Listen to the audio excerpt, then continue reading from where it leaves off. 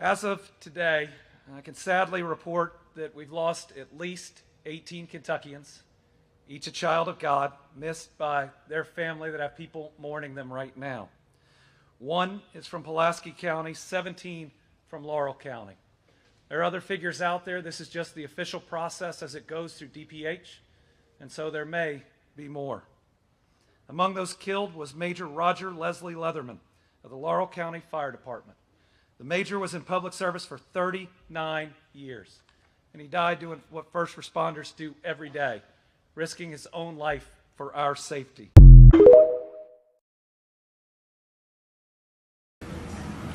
Tough part of this one is I worry there might be a whole block out there where everybody's dead.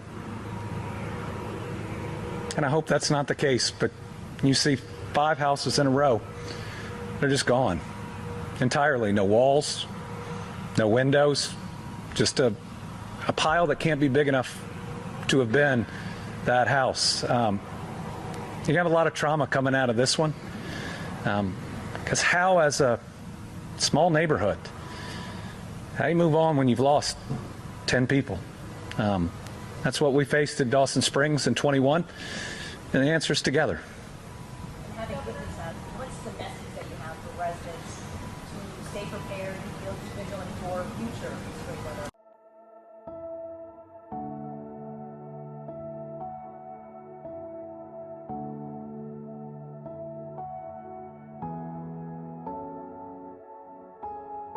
As of today, I can sadly report that we've lost at least 18 Kentuckians, each a child of God, missed by their family that have people mourning them right now. One tough part of this one is I worry there might be a whole block out there where everybody's dead.